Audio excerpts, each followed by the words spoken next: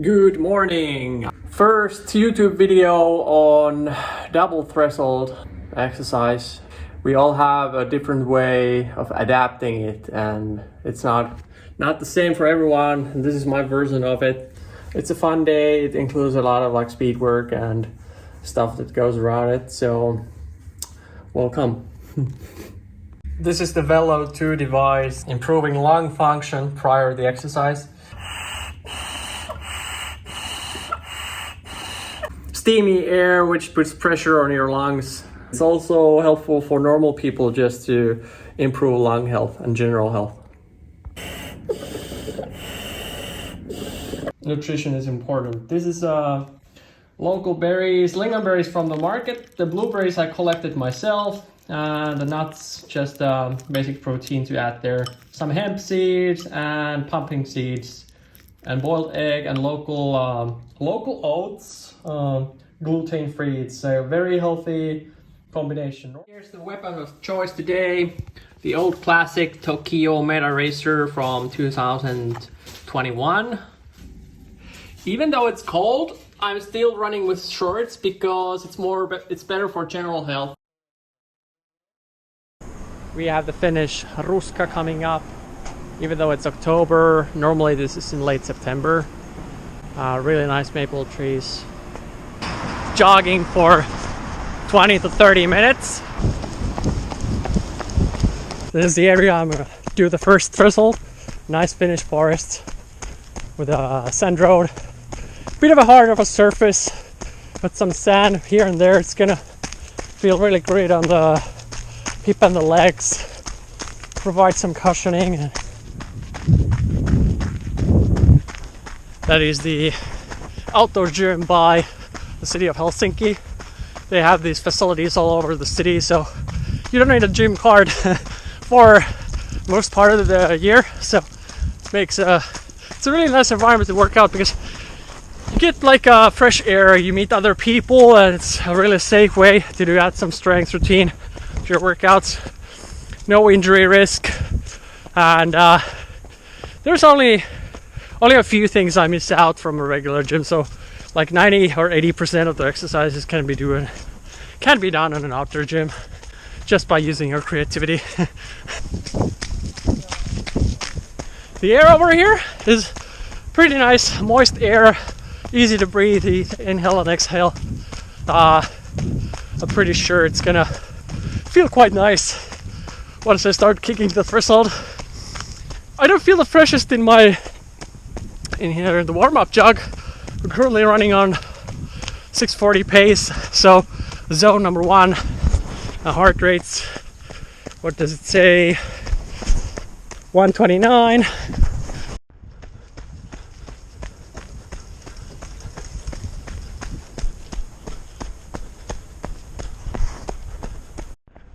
There's like a garden where you can rent some places to put your own veggies. Really popular in Finland. You can either buy the space or you can rent it. Depends on the location. I think most of these are rental. It's a nice way to steal some berries here and there as well. If people don't, most people don't grab and collect all the berries. So now I'm in the spot where I start the first Thresold. I do some classic exercises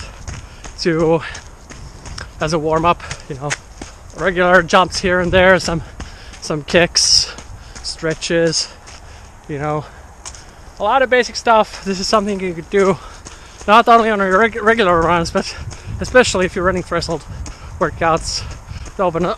It heats up the engine and opens up your hips, especially in this sand intervals and on sand road. It's not so critical as in the track if you're running like super speedy efforts. So just easy drills here and there.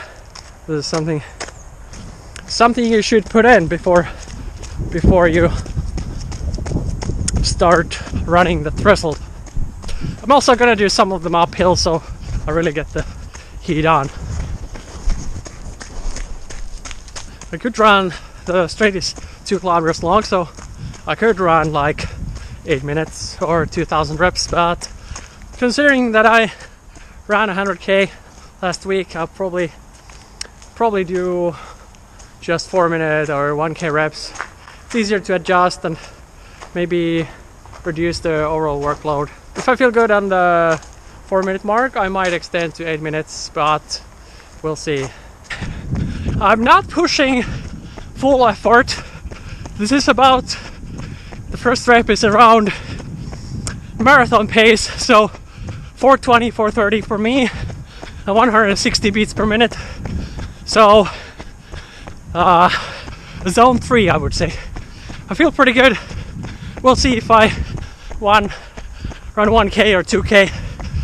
So I'll probably extend this to 2k/8 minutes. At least that's the first rep.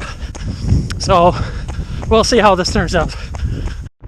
Sometimes if I feel tired, I might try to extend my arms within the rep to improve technique and running form. Depends on the day. Sometimes I cheat here and there by hands. 158. So getting better at the zone 3, getting near. We'll see how this turns out.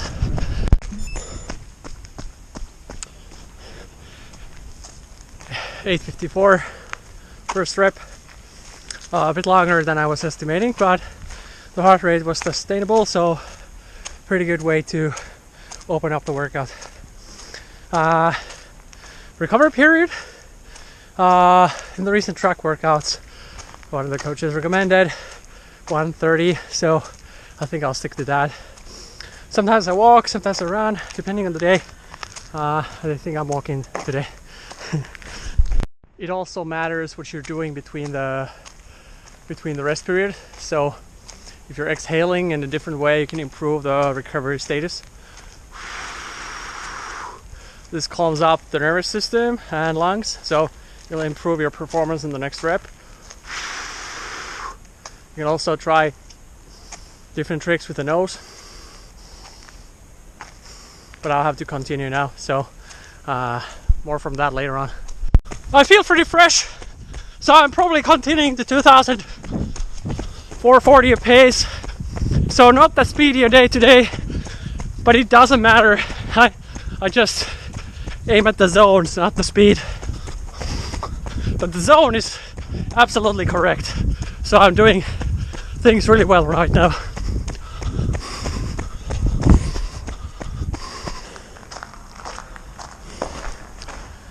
.811, so a bit quicker, still not that speedy, but sustainable effort.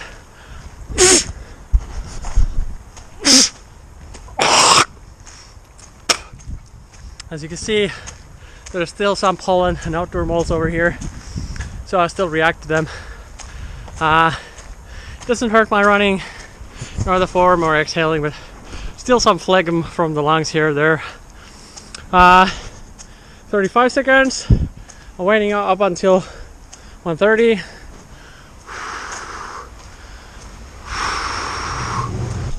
As you can see, a bit higher heart rate. It's the third rep already. I'm exhaling with nose and inhaling with full lungs. Nearing my last effort. Probably feels pretty red on the face. Can't see myself from the mirror though, but it's the third rep, all a bit above 8 minutes, so slower than I expected, but still on a sustainable heart rate, so good workout. Whew. Not the quickest today, just 8 minutes. The fastest rep was the last one, but still on my better days I can do 7:30, 7:45. I'm happy that I did all the 4 reps. Usually do just 2 or 3, so I managed to keep the heart rate reasonably low, so it stayed on the marathon threshold. I'm well aware that you should use a lactate meter, but it's far more easier to do it with a belt and trying to sustain a slower speed and a lower heart rate. And I'm here to just grab a few wild herbs. These are super healthy, tons of antioxidants, and you can add them on a salad. Just make sure that you recognize the actual species so you don't get any poisoning. So still, even though it's October, we still have some herbs left, so I'll grab some of these and have a nice little salad for dinner or lunch.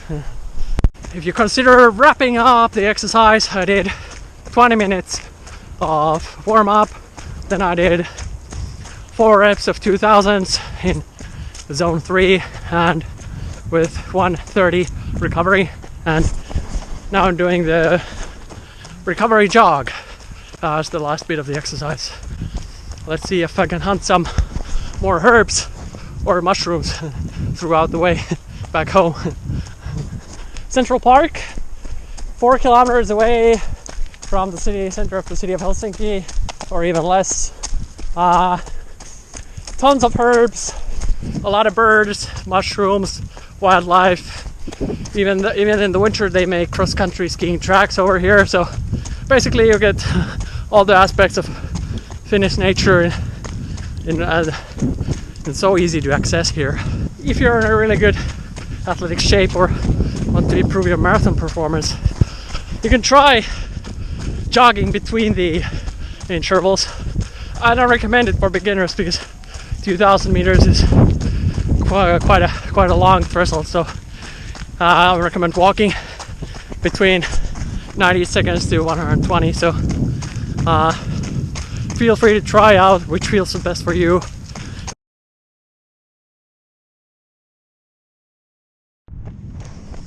If your lungs and breathing technique aren't in good condition, you can also try to inhale and exhale just by nose if you're running really slowly.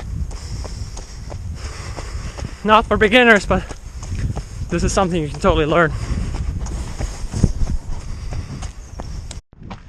Even though I'm just running the recovery jog as the last bit of the exercise, I still try to focus a bit on technique, because if you strike on the heel, it recovers your feet, thighs and hip a lot better than striking on the heel. So just a tiny focus on technique can improve your recovery. I also focus a bit on the hands to extend it so that hip is mobile and flexible. So just tiny bits here and there, but they matter in the long run. So take your recovery seriously. There's no science on the exact amount, but personally I found that 20 minutes is sustainable at every exercise, if it's a race or a threshold workout. 20 minutes. I'm gonna finish the double threshold in the evening in a group workout with a popular group called the Mellow Minutes. They have a lot of different runners. I know a lot of runners do these workouts on tarmac and track, but I like to do the first exercise in sand because it's softer and I think it's better for general health.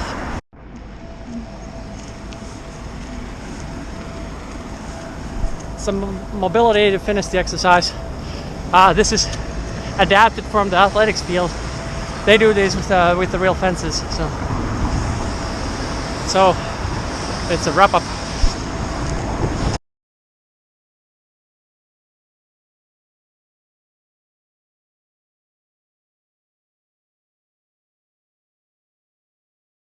So I'm running today with a local group, Mellow Minutes. We have a warm-up jog and a nice little track session afterwards, and mobility and drills and excellent coaching and really nice people over here.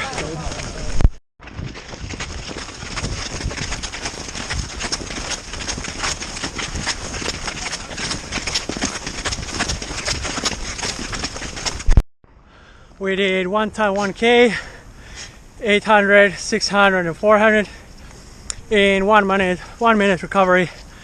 Now there's a series breakdown where we wait for 3 minutes and do the same workout again.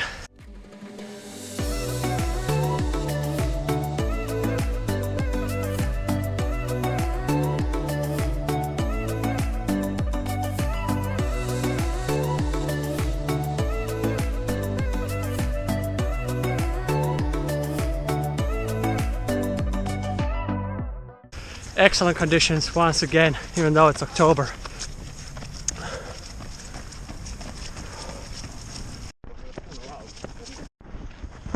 So we finished the workout, and we had some hot chocolate by the organizer of the Mellow Minutes, and also some test shoes which were giveaways. So super lucky to be here today, and amazing coaches, amazing people, amazing atmosphere here in Otaniemi, Espoo.